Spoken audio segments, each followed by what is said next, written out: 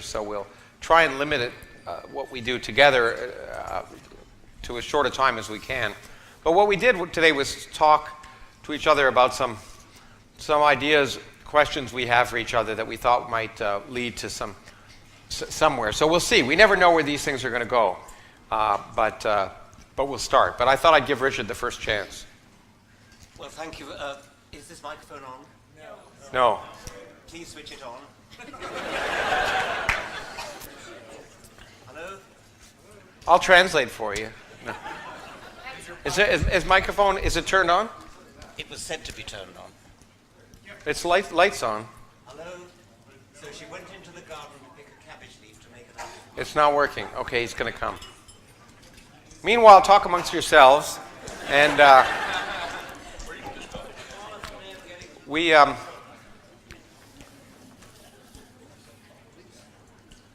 it's interesting because we were just together in Pasadena, and I think doing two different things, and I think it spurred some of the questions that are going to happen. Hello? There you go. There you go. Okay. First of all, I should clarify, Robin Blumner is not my assistant. She is the CEO of the Richard Dawkins Foundation. Yeah.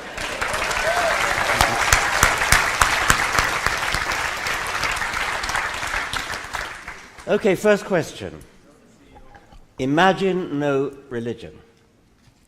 Could we hope for change, the complete abolition of religion in a generation, a century, a millennium? Okay, now I was thinking about this because I actually talked about this subject when I received my American Humanists Award a few weeks ago in Denver. And I'm normally not optimistic. I'm actually generally pessimistic. But as a good friend of mine who's a famous pessimist says, he says, I'm a pessimist, but that's no reason to be gloomy. But we're always only one generation away from change. And there's no hope for adults, okay? But there's hope for children. And if you look at what's happened, especially in the United States in the last year, less than a year, 2 years maybe somewhere between a year and two, about gay marriage. I mean, 2 years ago, it looked like many states were still going to think of a constitutional amendment to ban gay marriage. And now it's a done deal. It's a done deal not because it's gone through all the courts and the old white men and the Supreme Court and old white women too, not all white women anymore, are going to make a decision, because it doesn't matter, because the younger generation, it's not an issue for them. People my daughter's age, they don't understand what the issue is with gay marriage. And they're going to grow up, and they're going to become the lawyers and the Congress people and the judges and the media, the journalists. And so it doesn't really matter what the current generation thinks. It's over. It's a done deal. So it's always one generation away. And I started to think about the fact that we need to, and in fact, following, I suppose, what Peter said a little bit earlier today, we just need to encourage doubt in the schools. Doubt. So we really need to encourage teachers to be willing to confront things that are wrong in school. And it's really important, because most teachers, there was a recent survey, I think almost 70% of high school teachers avoid discussing issues of evolution or anything that touches on religion for fear of offending parents in particular. But that's exactly what they should be doing, because teachers, the purpose of teachers is to get students to not listen to their parents and not listen to the teachers, but to be critical and to encourage them to doubt everything they hear. So I actually think that when I look at what's happened with gay marriage, that although it seems like religion has been a part, and it has been a part of humanity since its origins, that really, because we're only one generation away, if we actively encourage through education doubt in children, then in a few generations I think there's hope. Well, I agree that we need to break the cycle of things being simply passed from generation to generation. That is really, really pernicious. And but I don't think it's going to be all that easy to do, especially in the Islamic world.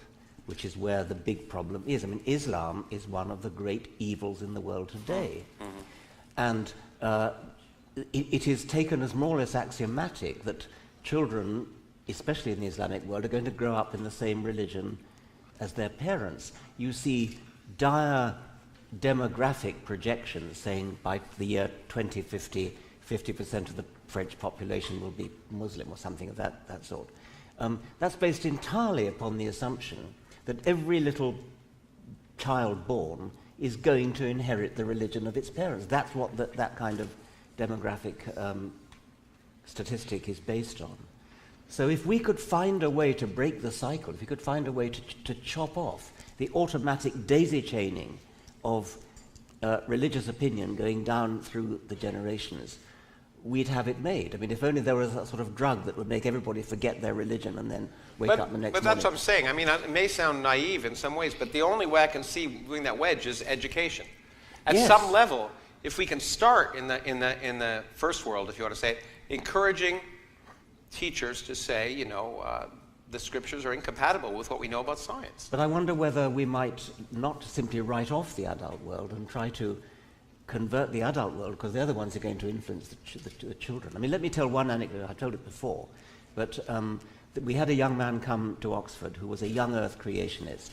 He came from Washington State, actually, and he believed the world was only 10,000 years old and all that. And he came to my lectures. I gave a course of 8 lectures on evolution, and he came to all of them. And at the end of the 8 lectures, he came down to the front, slammed his fist on the desk, and said, "Gee, this evolution, it really makes sense." What we were up against with him was not prejudice, was not bigotry. It was simply ignorance. He just didn't know any better because he'd been educated. I won't mention the name of the college where he was.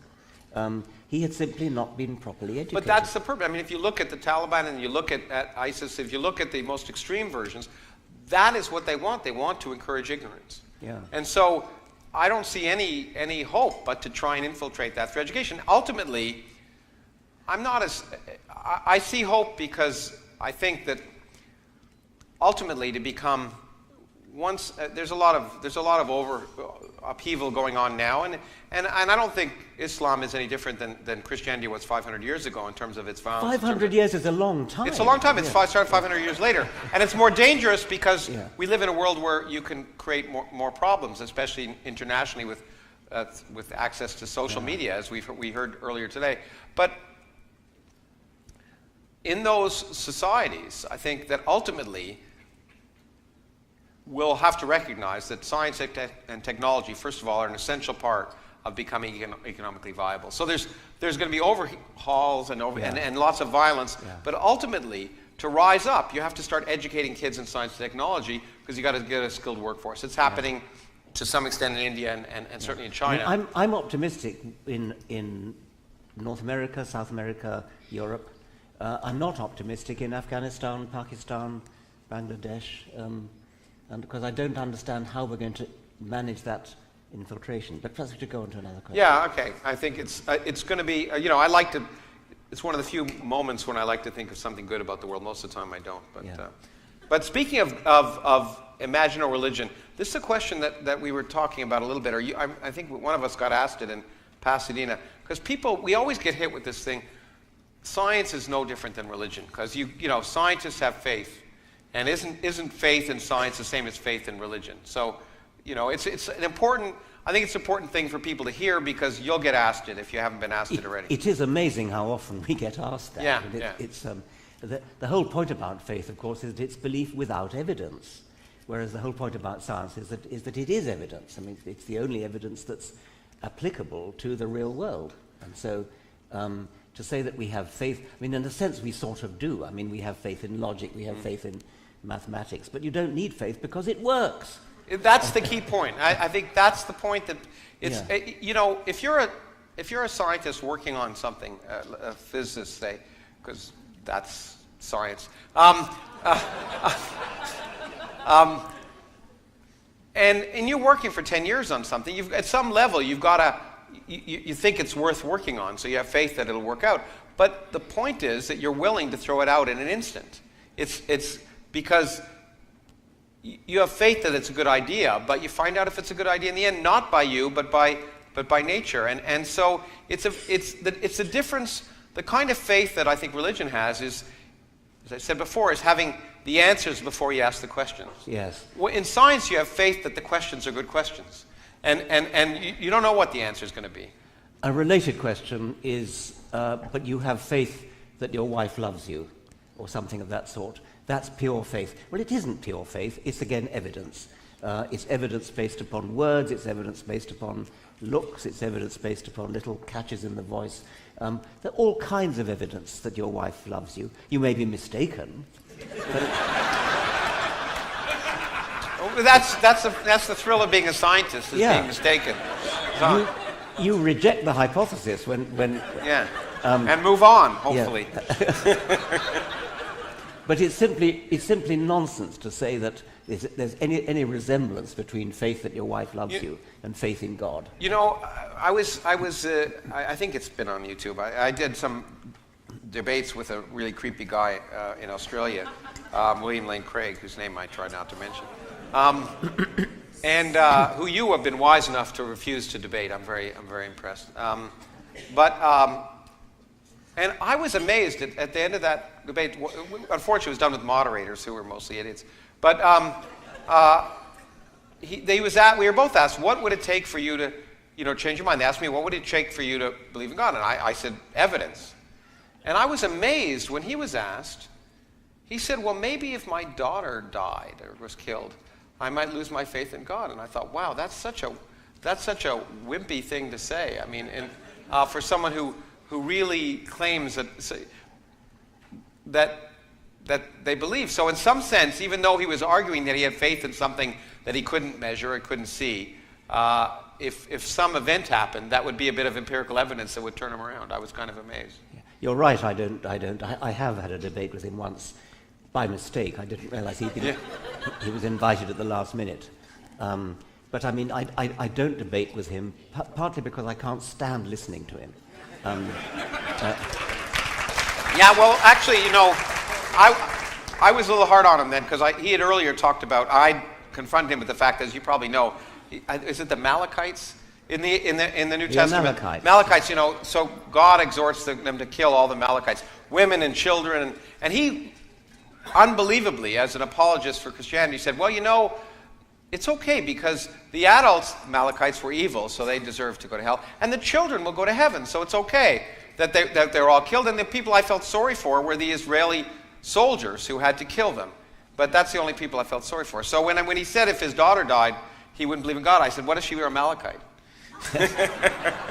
I mean, anyway. That's absolutely true what Lawrence has just said. It is a most monstrous thing that I mean, any respectable theologian doesn't believe that there ever was a massacre of the Amalekites. But he does. And he thinks it's okay. He thinks it's okay. We shouldn't have brought his name up. We shouldn't have. He remained with us enough. But the other thing is that he's a pompous pedant. Yeah. You really get sort of premise 1. Yeah. Premise 2, consequence 3. Yeah, he's a very pedantic. He makes it seem like... He pretends he's doing logic. Yeah, okay, let me... So, it's your turn. Okay, right. One of the problems that we have, I think everybody in this community has, is the extent to which we should worry about giving offence. Should we worry about giving offence? I suppose I should say that when Lawrence and I first met, we had a bit of a disagreement about this. I was giving a talk. Where was it again? It was... I think the first talk was in Buffalo, but where we started to have this discussion was in San Diego. Wherever it was, I gave my speech, and then somebody stood up in the audience, and the question was rather more articulate and barbed than I'm used to. And it was, of course, Lawrence. He complained that I was too aggressive. He complained in a very aggressive way. Yeah. That I was too aggressive.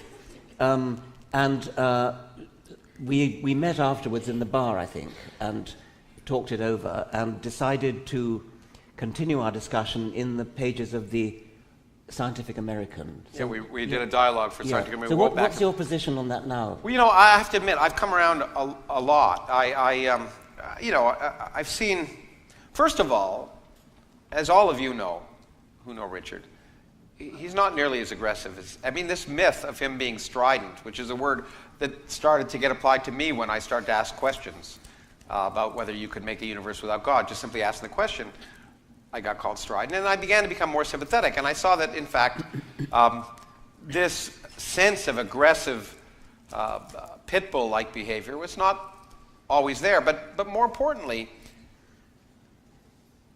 my mind really came around, I think, with Charlie Hebdo more recently, because, and I wrote a piece about it, I think offense, the person who, if you're offended, you own that problem. You're the person, you can decide how to respond. You can, if you're offended, first of all, you can decide whether you're going to be offended or not. Secondly, you can decide how to respond. Well, okay, I think you're wrong for this reason or this reason or this reason, or you can cut someone's head off or whatever. And so the response I have now, I think I learned from you, from our friend in England, what's his name, the tall guy. He said, so you're offended, so I offended you? Oh, Stephen Fry. Stephen Fry, yeah. Yeah, Stephen Fry said, so you're offended? Well, so fucking what? Yeah, exactly. And I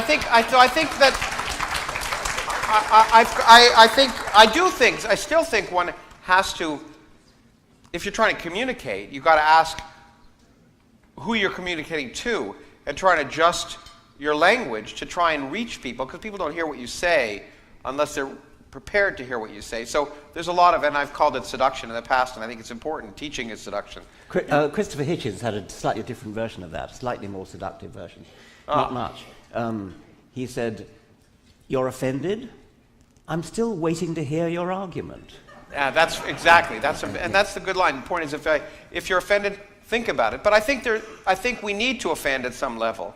But at the same time, I think we have to moderate that and realize that for different groups, different strokes for different folks, and it takes all kinds. And sometimes when we do dialogues and other things, one person might be the good cop and one person might be the bad cop, and I think different approaches work for different people. In fact, in the movie Non-Believers, you talked about the fact that your response to something that could have offended you, which was being told you were an idiot for reading that awful book by Teilhard de Chardin. Teilhard de Chardin. Yes. And your response was, you know what, I really was an idiot. I really was an idiot. Yeah. I don't think we want to go around telling people they're idiots, not in so many words. But so many people will think you're saying that if you criticize what they believe, because it's as though their beliefs are part of them. It's not even criticizing. That's what gets me. It's just asking questions. Yes. If you say, well, why do you believe that? That's a criticism. Why do you believe in God? It's taken as an offensive statement. And that's really what we have to try to conquer. I agree. It's that every other area you can ask, why are you a Republican? And, there's no good answer. But people are at least, accept that you can ask the question, but somehow it's offensive to ask people about the religion. Until we get beyond that point where we can bring it up openly, then we're always going to have problems, I think. Because people identify with their religion so much more than they identify with really anything. Maybe their football team. I'm not sure about that. That's true, and if you ask why, it seems like it's an attack on them. It's Yes. such a central part of their being. Yes. But the story about Teilhard de Chardin is an interesting one, because as an undergraduate, has anybody read The Phenomenon of Man by Teilhard de Chardin? One or two people. I was seduced by it as an undergraduate until I read Peter Medawar's wonderful review, the finest negative book review ever written. And he said things like, just a little bit careful here. He said, he compared it to the German Naturphilosophie, and then he said, French is not a language that lends itself to the ponderous idiom of Naturphilosophie. And Teilhard has accordingly resorted to that tipsy, euphoristic prose poetry, which is one of the more tiresome manifestations of the French spirit. I apologize. on behalf of P.B. Medower. And it's a magnificent takedown of this book, and I completely changed my mind. I felt a fool to have been seduced by this man. So it is possible to change somebody's mind. You don't automatically assume that if you show somebody to be an idiot, as I was shown to be, that you will always push back.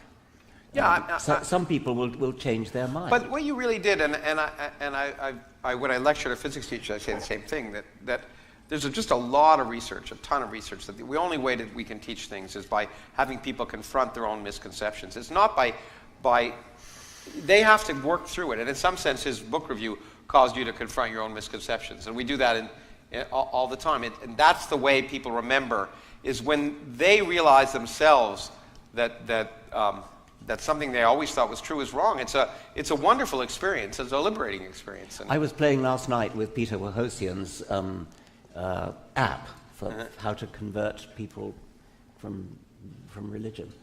And you're given questions and you have to answer, is this the right answer, this the right answer? I got the wrong answer every single time. And the app said, that was too confrontational. But I think we kind of agree that works for some people. It works for some people, and I think ultimately, and as I guess as Peter was saying again today, there's some people who are going to be offended no matter what you say. But I think you have to, Megan, I forget whether you said it here or whether you said it the other day, that when we're doing a debate or when we're doing something like that in a public forum, we're really not talking to the person we're trying to debate. We're really addressing the vast group in the middle who may have never thought about these issues. And so we may offend the person we're confronting, but the idea is to reach out to the people who are more or less of goodwill and often have not thought in detail about the issues in general. That's such an important point. I was once at a conference, I think it was TAM, where somebody gave a talk called "Don't Be a Dick," and he began by taking a vote, and he said, if somebody said you're an idiot, would that change your mind? Of course, everybody said no. Oh, that's fine. But what he didn't ask was, if you were listening to a person saying to a third party you're an idiot, would that change your mind? And that's a very different question. And that, in fact, by the way, that was the reason I decided to do these events with the person whose name we shall not mention anymore. Because it was put on by a Christian group in Australia. There were 2,000 people in each of those 3 events. And as painful as they were, it was an audience of goodwill. I'm going to ask you, let's move on. Yeah, okay. I'm going to do a science question. We were talking about aliens a lot lately. So what might alien biology be like, do you think?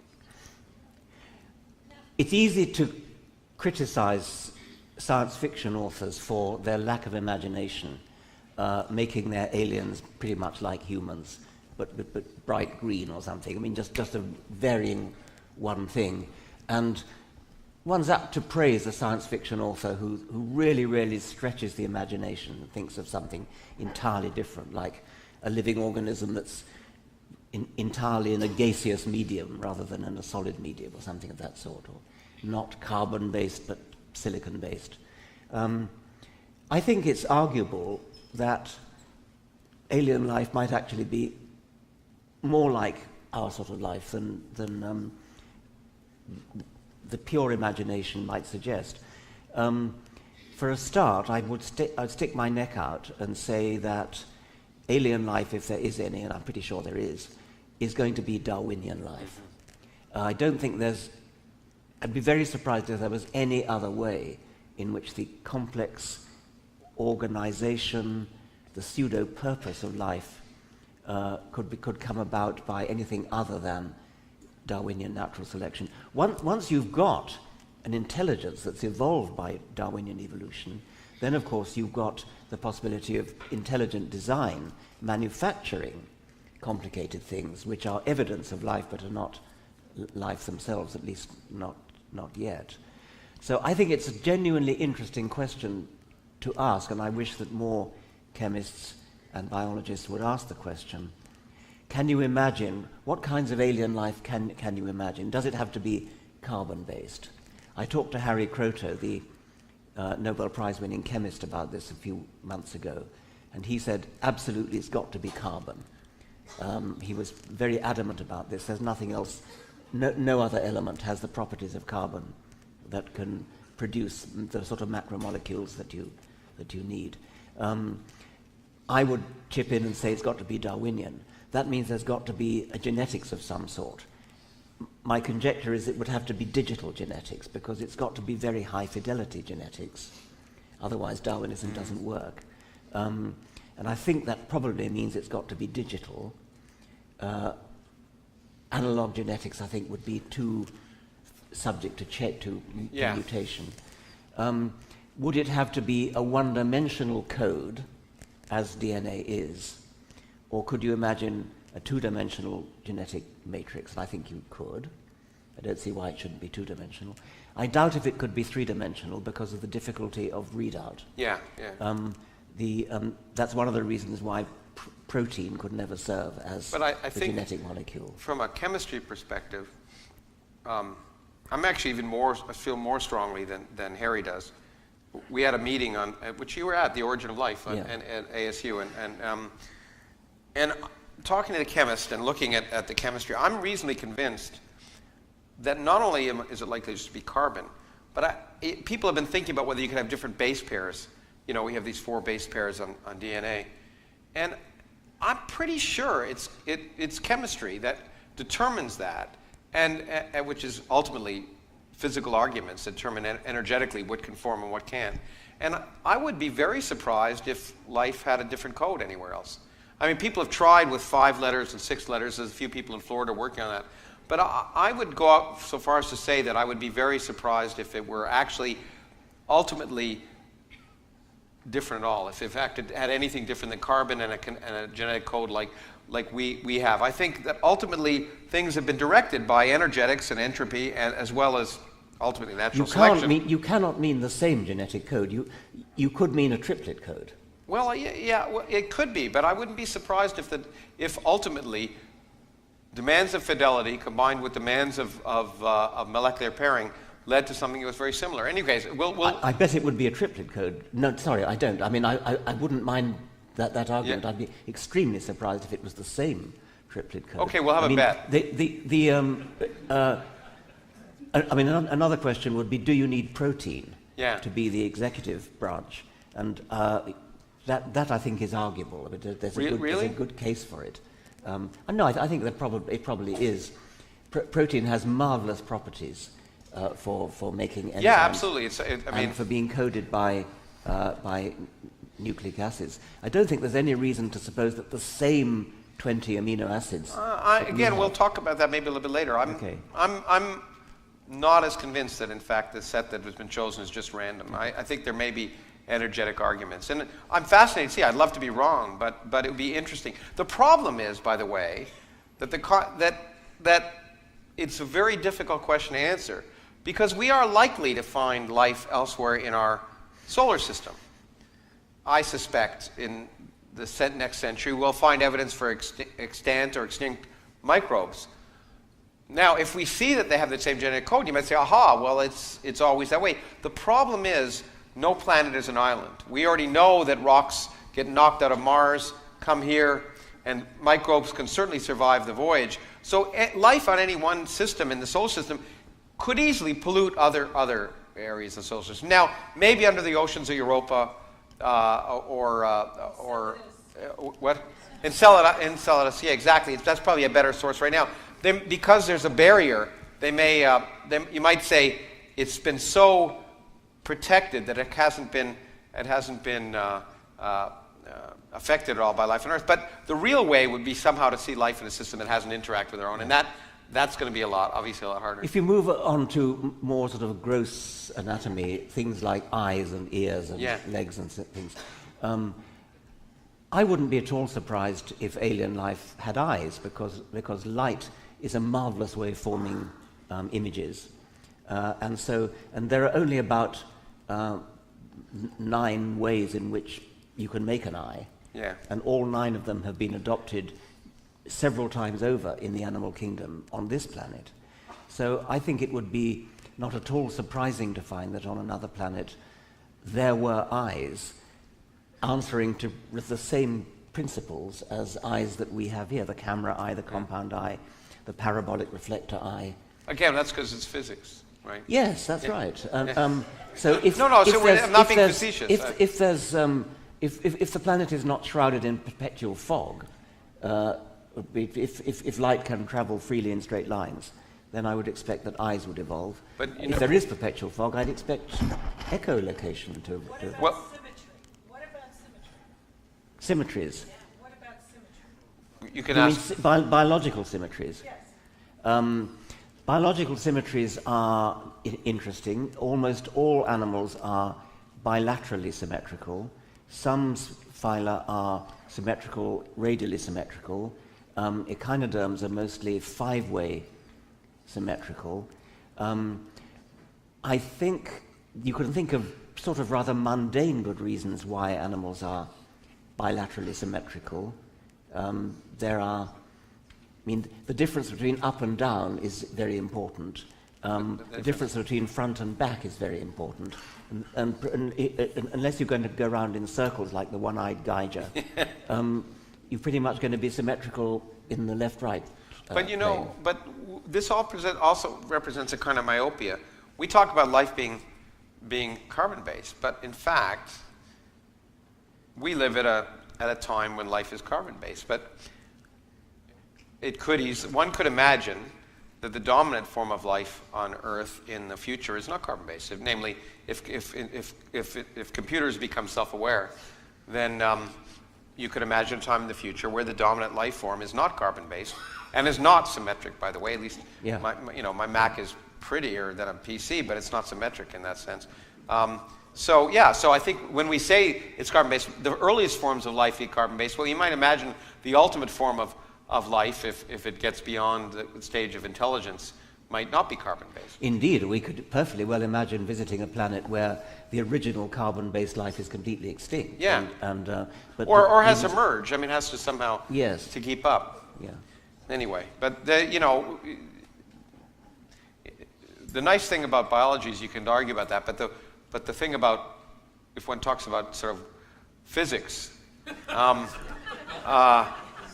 No, again, I'm not being facetious because a person asked this question the other day. That's right. Let me put it explicitly. We've talked about an alien biology. What would an alien physics look like? And I take it would just be physics. Exactly. Yeah. I tried it. I was in China a few years ago when someone was talking about Eastern medicine. I said, there's no such thing as Eastern. Medicine is medicine. It's like Tim Minchin has a great skit. He talks about alternative medicine. And he says, you know what alternative medicine that works is called?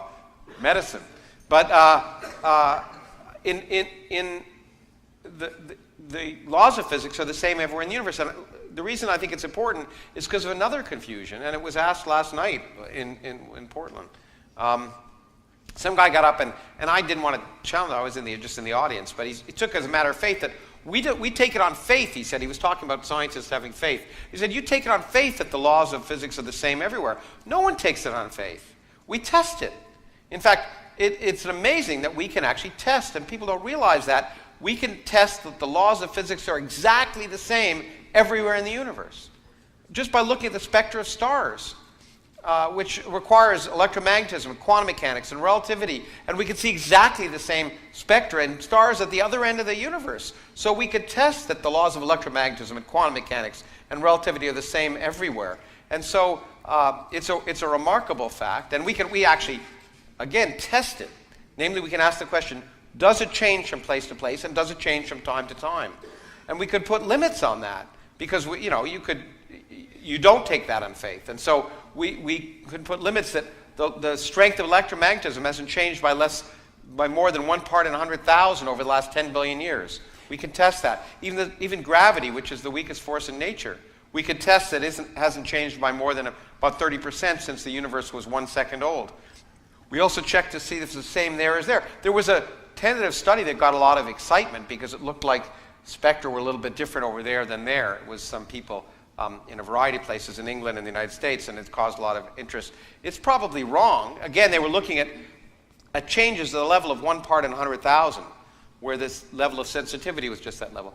But the amazing thing is that physics is uniform in space and uniform in time, and it's one of the wonderful things. And that's why physics is so much easier than biology. I once was at a posh conference in Germany where the idea was they invited Nobel Prize winners, and each Nobel Prize winner was allowed to bring along one young squire, and I went along with Nico Tinbergen.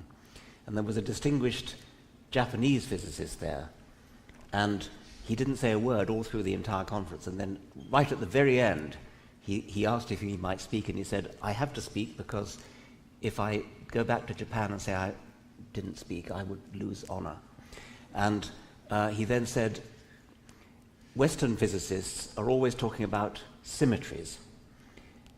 In Japan, we have an aesthetic preference for asymmetry, so this changes our view of physics. Sort of vaguely interesting, but I'm a bit skeptical. Well, no, actually, it's very important. I'm actually writing about it right now in a different sense. I mean, asymmetries are what make the universe interesting. If the universe were completely symmetric, we wouldn't be here. A symmetric universe would be beautiful but boring. Yeah. It's the asymmetries. It's not just true in art, and everyone's pointed out that beauty involves some asymmetries. I mean, there's a lot of work on that. But in nature, it's asymmetry. It's the breaking of symmetry that's responsible for our existence. And it's a subject of actually part of it, the book I'm writing. So, I think we were going to. You had another one. Well, I think we were going to do this. oh yeah, this that's way. right.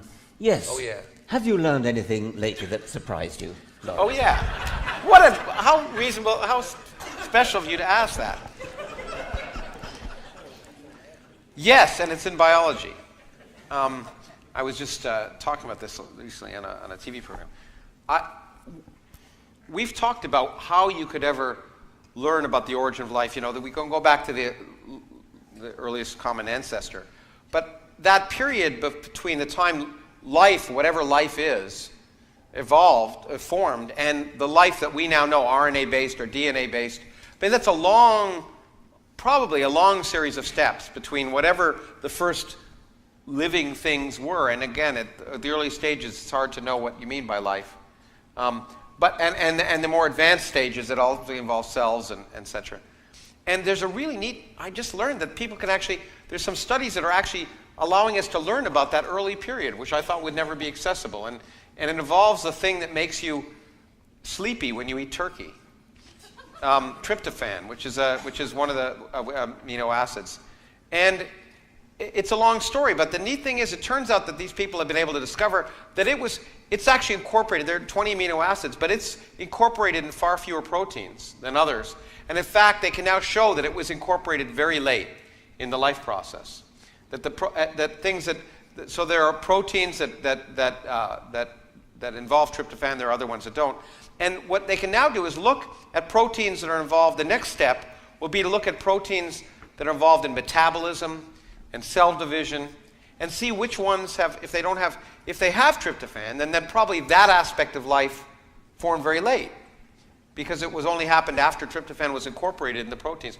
But if they don't, then the process happened early. So they can try and see whether metabolism formed before cell division or vice versa. We may be able to finally get a handle on that order of what happened first. As you know, Freeman Dyson thinks metabolism is more important than genetics, and other people think replication is more important than metabolism. And I just thought it would be a debate that people would just have ad nauseum, but we may actually be able to get data, and I think that's wonderful. I've never understood how Freeman Dyson could possibly say anything other than that replication is... Well, I think he's a contrarian. And yeah, he is. Yeah, and he always, whatever people think is wrong. But I mean, but he's a sharp guy. Yes, certainly. But you've got to have replication, or you can't have Darwinian natural selection, and therefore you can't have any kind of improvement.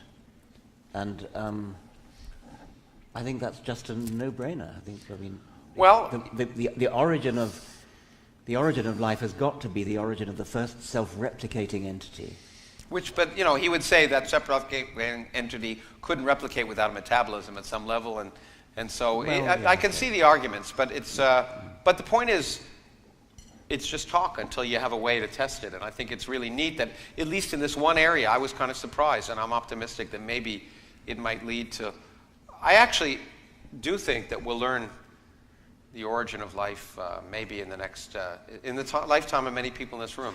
It will never be for certain, will it? It will always be of the form, yes, that model is so neat and so clever and that it's just got to be right. Well, I was going to ask you, but in fact, do you think do you think it'll ever just be that, or do you think there'll ever be a better way of knowing in the sense that scientists know? It's sort of so highly likely that it... Well, I suppose you could repeat it in the lab, but I suspect it's more likely to come from a model which will just be so brilliantly neat and elegant that... It's interesting you say that. So you sort of think origins in biology be kind of like origins in physics, because many people would say, I've written about the origin of the universe, and ultimately it may come down to theoretical models, because although I'll spend time tomorrow talking about new optimism I have that we may be able to explore the very beginning of the universe, but ultimately it may be model-based, and I'm surprised, biology is kind of an experimental science, so I'm surprised to... Oh, there's a lot of model making. There's a lot of modeling in biology. The whole of, Mendel, the sort of Morgan study of the order of genes along chromosomes is all done by not actually inspecting chromosomes. It was done by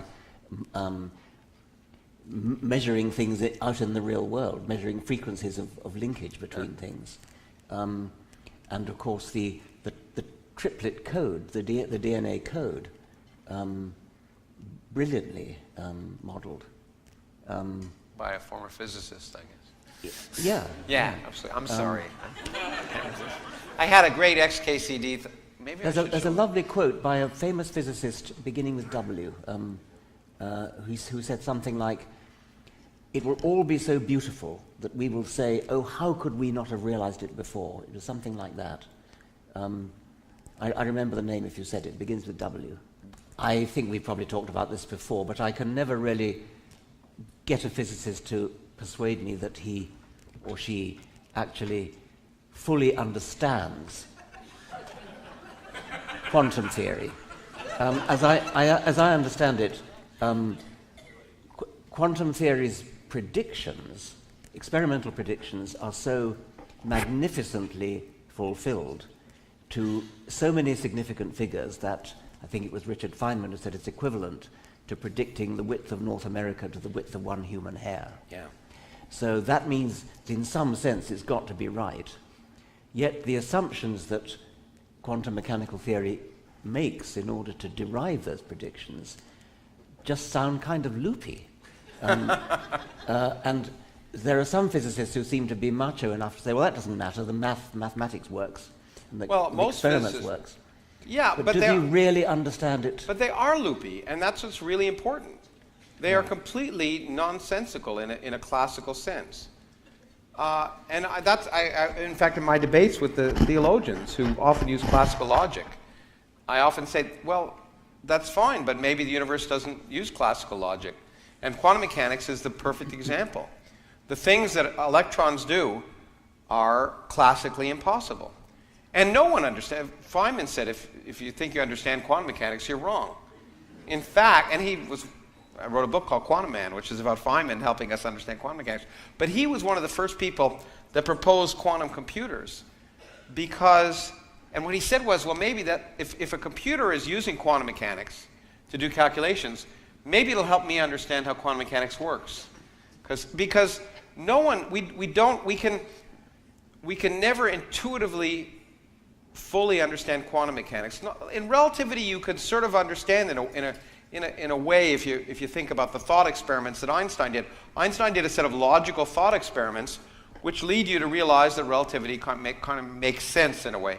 But quantum mechanics simply doesn't make sense. An electron is spinning in every direction before you measure it to be spinning in any direction, all at the same time. It's an electron that goes from here to there, is taking every possible path at the same time. And that just, it is weird, And someone was asking me again just this week, which is your favorite interpretation of quantum mechanics? And I don't like the question because, and it was a friend of mine who's now passed away at Harvard, Sidney Coleman, was a wonderful physicist. And he said that's the wrong question. The question should be not what's the interpretation of quantum mechanics, it's what's the proper interpretation of classical mechanics. Because the world is quantum mechanical. The classical world is an approximation to this quantum mechanical world. So any classical interpretation of quantum mechanics is going to be weird and wrong. So you should say, how can we interpret classical mechanics in terms of the underlying reality? And because any interpretation you have, and I think the most reasonable one is the many worlds interpretation, sounds crazy because you're forcing reality to be described by something that isn't exactly right. And I don't think that that's the beauty of it, in the sense that it's an example of nature telling you, you don't really like this. It seems really weird, but I don't give a damn. I mean, it's where we have to learn that what we think is sensible is fine, but what the universe thinks is sensible, you have to find out by looking at the universe. I'm interested to hear that you favor the many worlds interpretation, because it seems to me that is not completely crazy. All it is ludicrously uneconomical. Because it is, because I mean, in you half the universe is Schrodinger's cat is dead, and the other half of the universe is Schrodinger's cat's alive. And we got. That'll work now. I have the light on. Now the power's on. Sorry. Anyway, to go on with my story. Yeah, you go on with your story. There was a lovely cartoon in the now, New so Yorker that'll work now. recently, in which it was in a vet's office, switch it. and the vet was coming out to the waiting room, and there was somebody there with a dog with one of those lampshades on, and the vet was saying, "About your cat, Mr. Schrödinger, I have some good news and I have some bad news." But so physics is weird in that kind of confrontational sense, but biology is weird in many other ways. It's more intuitive, and that's why, unfortunately, and I think it's unfortunate that schools teach biology before they teach. There it is! Yay! I knew it would work once I got that light. It doesn't matter. You can read it while I'm talking, or while Richard is. It's just a biologist, and it's about biology versus physics, and anyway, and I'm not going to. Well, okay.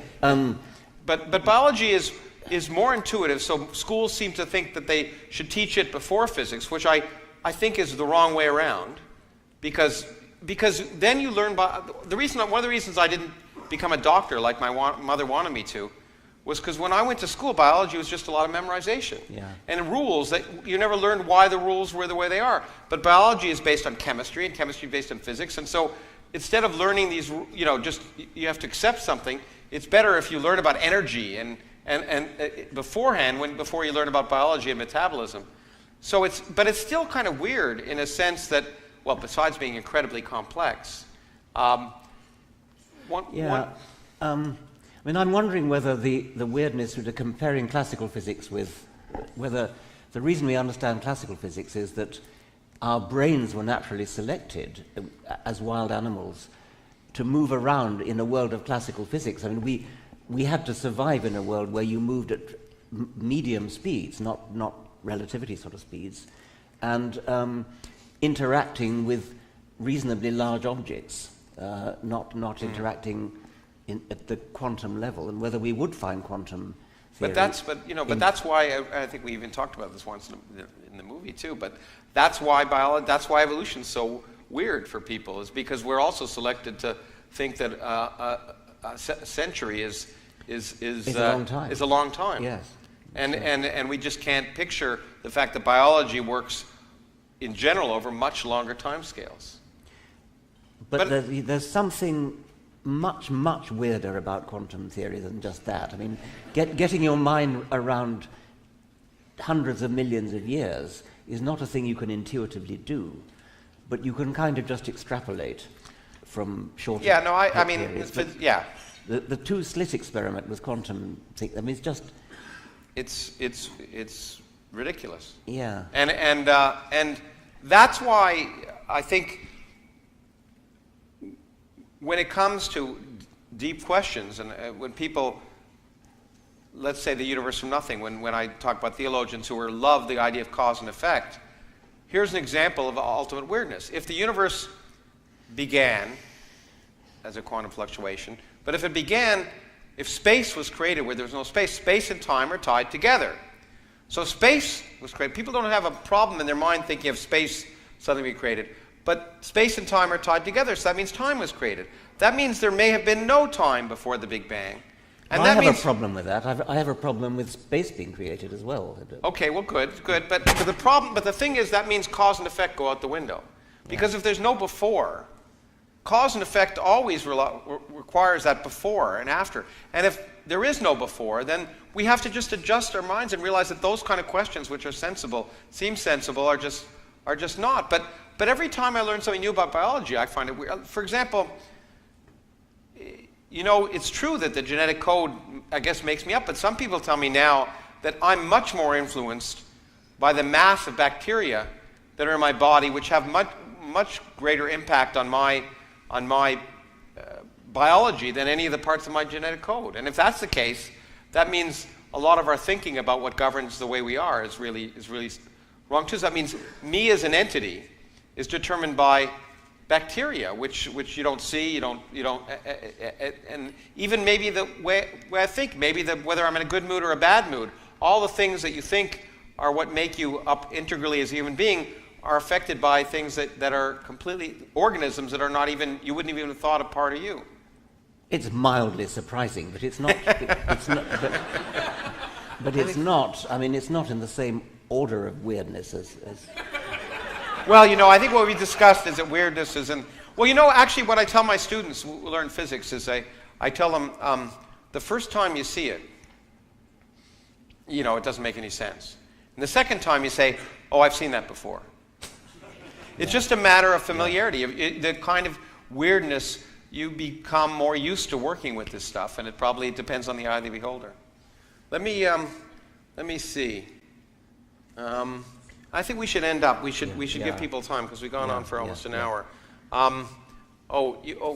You were going to ask this one, and then I'm going to. Yeah, there we go. We normally don't do this, but we decided to write them down because we were coming from different places. Okay. Do we think science will ever come to an end when everything is known? I suppose we should answer that separately for physics and biology. It's a more important question for physics in a way.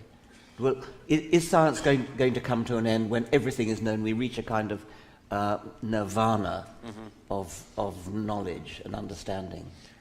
I think the answer in physics is highly unlikely, based on the history of science, on the history of physics. People seem to think scientific truth is one of the least understood things because there is no such thing as scientific truth in the sense of absolute truth that applies under all conditions, in all scales, at all times. All of our theories, all of even the best theories we have, quantum electrodynamics, the thing that Feynman said predicts things from, to an accuracy compared to human hair compared to the size of the country. Even quantum electrodynamics is wrong. It's the best theory we have, but we know it ceases to apply at a certain scale of nature. And that seems to apply to every theory we have. So the theories are all successive approximations, and it's hard to imagine first that a theory that will have some theory that will apply on all scales, a theory of everything.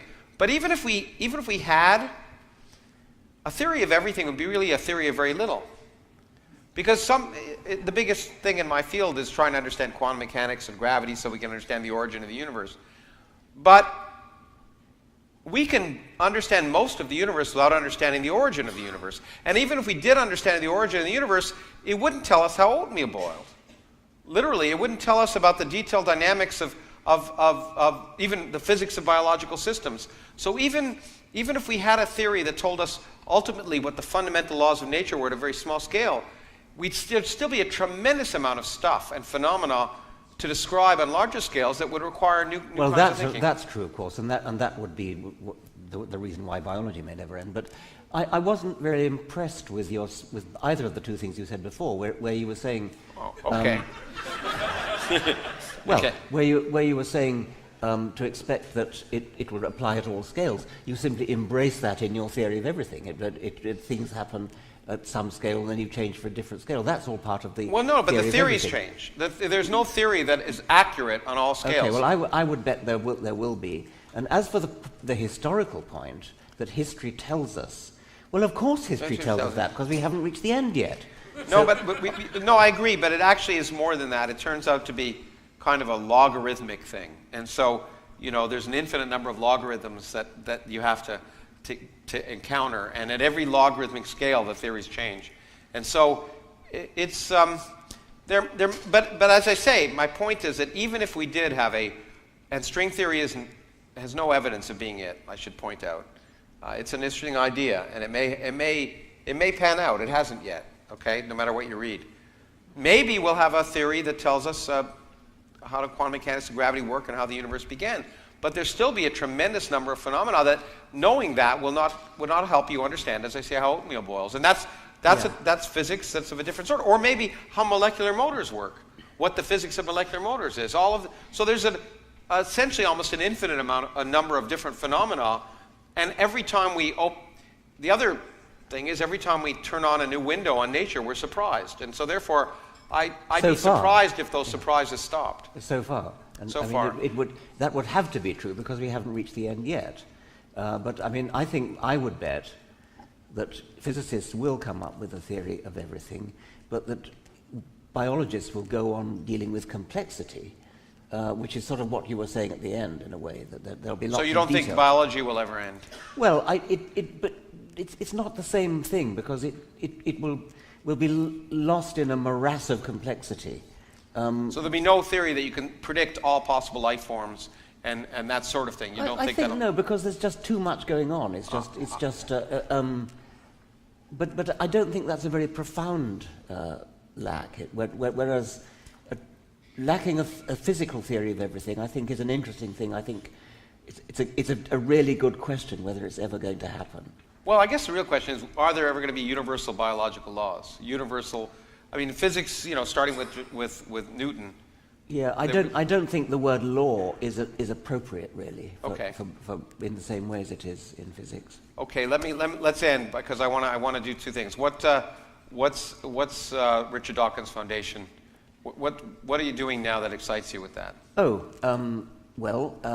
Openly Secular campaign, I suppose, is the main one, where we're trying to take a leaf out of the gay community's book. As you were saying earlier, Lawrence, there was a tremendous transformation in the status of gay people in America and in Western Europe as well, where they've moved from being pariahs to being highly accepted, respected members of society, getting married, and have done it by coming out. And we are trying to encourage atheists and secularists to come out, set an example, to show that we are ordinary, nice people who are good at doing things, and we're pleasant people, and we're friendly people, and we don't have horns and a tail. And we're trying to do it by getting people to do little YouTube videos of themselves, or selfie YouTube videos, where they say, I am a bus driver, I am a lawyer, I am a doctor, I am a fire engine driver, and I'm an atheist, or I'm a secularist. I'm openly secular. Secular rather than atheist, because I suppose we're trying to get a more all-inclusive people who are actually religious, because many religious people are also secular. That's one thing. Another thing is sort of more minor things, working towards getting all our YouTube videos subtitled in many languages, especially Arabic, Urdu, Persian, to try to spread our YouTube net much more widely. We're sponsoring productions of Inherit the Wind, that magnificent play which was done as a film with Spencer Tracy about the Scopes monkey trial. It's the 90th anniversary of the Scopes monkey trial. And so we are sponsoring productions of Inherit the Wind by school dramatic societies in 90 schools around North America. those are some of the... What else have we got? Oh yes, we've got the Teacher Institute for Evolutionary Science. One of the problems with middle school teaching of evolution is that teachers at middle school, I gather, in the United States, tend not to have science degrees. And they tend to be a bit intimidated about teaching evolution because they're accustomed to being, criticized very heavily by parents, sometimes by children, sometimes by other teachers. And they're not equipped to answer the criticisms because they don't know enough. And so we're starting a campaign to teach teachers how to teach evolution and how to combat the criticisms that they're likely to get. You know, I want to add, I don't have a foundation, but there's something I'm involved in that's related to something you said that I'm very pleased about and I want to promote, so I'll do it here. It's the opposite. I think it's really important to get those YouTubes out in Arabic, and I think The Unbelievers has actually been subtitled in Arabic, which I'm very happy about. But the opposite, I was very honored to be asked. It relates to something Miriam was talking about earlier. Raif Badawi, who many of you know of, who was arrested and subjected to lashing and 10 years imprisonment for blogging. They've just, his work was in Arabic, and there is now going to be a translation of his, put into a book, and they asked me to write the foreword, which I just did, for his book, which is going to come out. And I think it's really important that we work the other way around, that the important people in those countries, as Miriam was saying, the people who are fighting for free thought, that they not be silenced. And so I was really proud and pleased to write the foreword, and I hope it becomes very popular because we really need to give them a voice. And we should all do what we can to make sure those people are not silenced because they are the future, in my opinion, of those countries. So, anyway. I think we should just dance for one. I think we've gone on long enough, and there are some questions, I guess. Yeah. What teacher in school made the most impact on you and why? Well, I've written about this in my autobiography, Yeah. so anybody who's read it, Mr. Johan Thomas taught me biology, and it's just possible that somebody hasn't heard me tell the story before, but just one memorable story. We were talking about Hydra, which is a small coelenterate, a small creature of fresh water, and he said, "What animal eats Hydra?" And he turned to the first boy, "What animal eats Hydra?" And the boy guessed, and "What animal eats Hydra? What animal eats Hydra?" And all around the class, we guessed. And by the end, we were all agog to know what animal eats Hydra. Sir, what animal does eat Hydra?" And then he waited to total silence. And then he said, "I don't know." I don't know. And I don't think Mr. Coulson knows either. Mr. Coulson! And he rushed to the door, opened the door, flung open the door, and led in his senior colleague who was teaching in the next room. "Mr. Coulson, do you know what animal eats Hydra?" Mr. Coulson said, "No." And I think none of us have ever forgotten that lesson. And that just epitomizes this man. He inspired me, I think he inspired many people to become biologists. Oh, I don't know if I can compete with that. That's a great story, and it's a great teacher. I was fortunate, by the way. I think I had a whole set of wonderful teachers who got me excited, and particularly allowed me to be me, which I think is the most important thing. There were teachers who were a little upset at me being me, but probably I would say not a science teacher. I had a lot of good science teachers, but for me it was I think an English teacher who really got me excited about the need to communicate. I think the importance of communication and the opportunities to do so in many different ways. Not just in literature, but in movies. We all had to watch movies and compare it to books, and it was just a matter of being exposed to things that movies we should never have seen. I was 12 or 13 years old, and we should never have been allowed to, well, many school boards would not have allowed us to see the movies we saw, but it was eye-opening. And the fact that you were allowed to think about subjects and talk about subjects, once you talked about subjects, any subject, then anything was game. And for me, that just emboldened me to, I think it was very important. If science is a tool in the search for truth, can you imagine a way to improve on the scientific method to be more effective in our search? Well, science does improve all the time, and one of the big improvements in biological medical science is the control experiment, the double-blind control experiment, which is utterly simple, very ingenious, and extremely crucial, extremely important. So I suppose things like that in biology are the improved techniques that I admire. Almost during my lifetime, and a little bit longer than that, experimental design has improved massively. If I look back at the early experiments of my old mentor, Nico Tinberg, and they're terrible, they never get published today. They're pretty much anecdotal, very poorly controlled against observer bias. Nowadays, experiments are always arranged in such a way that if the experimenter's bias, as far as possible, doesn't enter into it, either biased in favor of getting the result he wants, or if he's very scrupulous, biased the other way. The double-blind trial does guard against that, and it's so simple and yet so ingenious, and that has swept through medical science pretty much during my lifetime, I think. Well, let me first say the simple answer is no. The scientific method, ultimately, the scientific method hasn't changed. It works. It worked.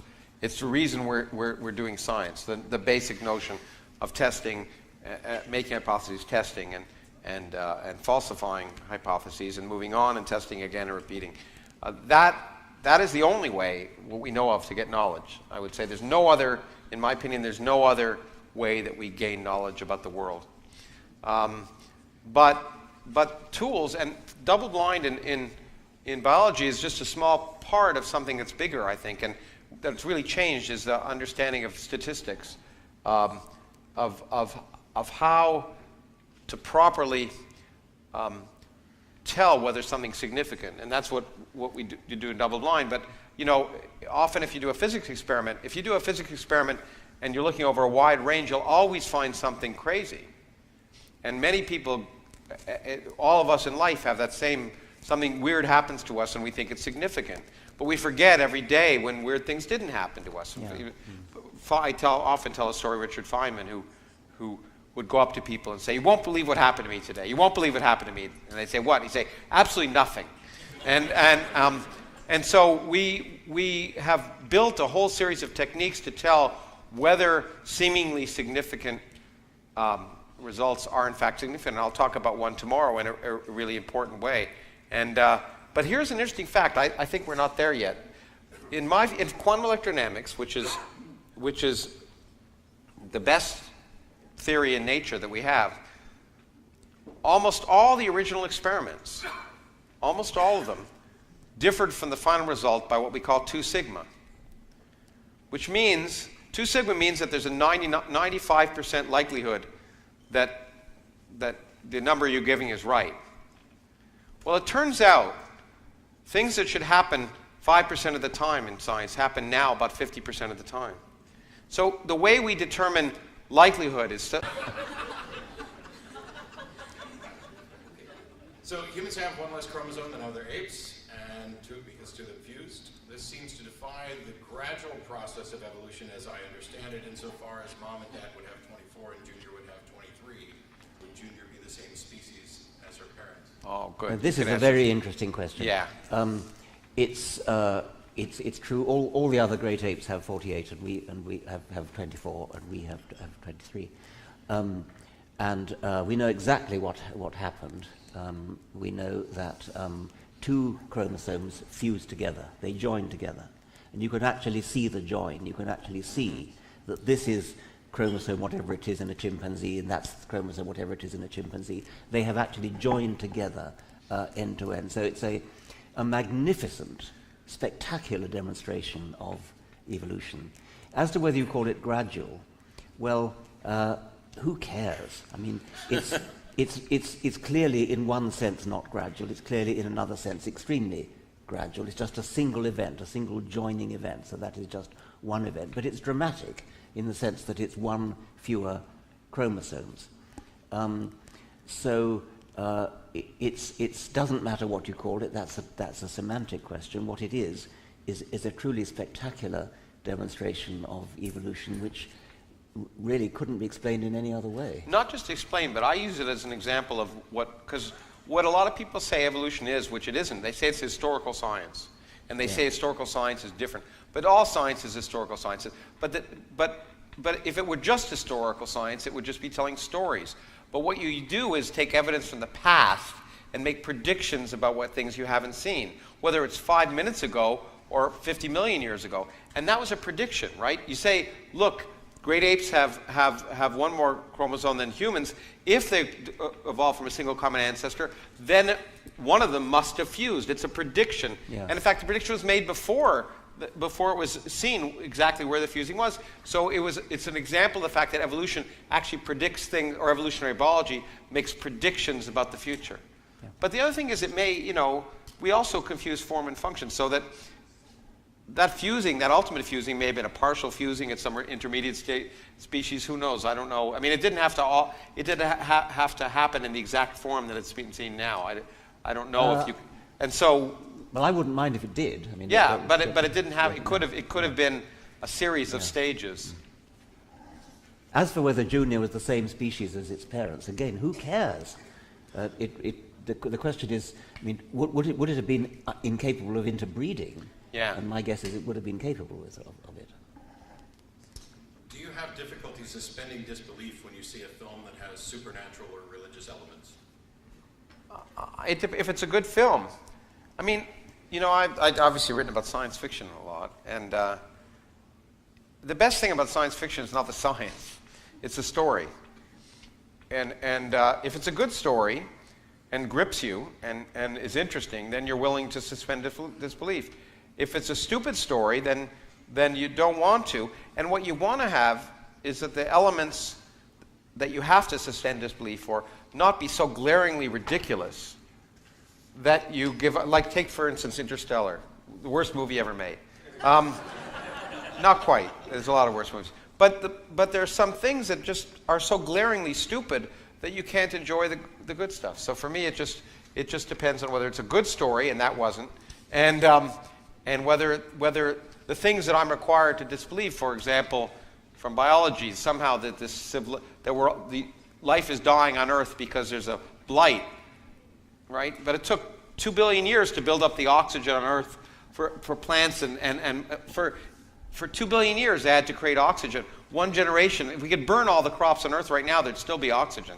I mean, just simple things like that. So if you do something so stupid, then what about you? Yeah, that applies to science fiction. But I mean, the general question, it's no more difficult than when you read a novel. You know the characters in the novel never really existed, but you empathize with them, you get it under their skins, you feel sad when they die. I mean, you can do all that. I can feel emotional about Bach's St. Matthew Passion, not just because it's beautiful music, but because of the story. I mean, I'm at least as irreligious as anybody in the room, but I still can empathize with this story, with this beautiful music of J.S. Bach. If it's beautiful, and if it is not so implausible that you can't empathize, Yes. I guess. Yeah. And I'm told this is to be the last question. Oh, good. You Oh, guys can kill me later. there's a bar out there, I hope, so that, okay. If God is a delusion, is there any point in having conversations with the deluded about God? Yes, clearly, because I mean they are. It's a tragedy that people are deluded when they could be learning the wonderful truth of the world in which we live. I mean, as a lifelong educator, I am deeply offended by people being taught falsehoods when they could be being taught the truth, because the truth is so beautiful. And we haven't even started on the evils that are done in the name of the delusion. So there's every reason for having conversation with the deluded and persuading them. But yeah, even more generally, we are all deluded about many things, and that's the purpose Speak of for yourself. You were deluded about Teilhard de Chardin, for Yeah, I example. was, yeah. Okay.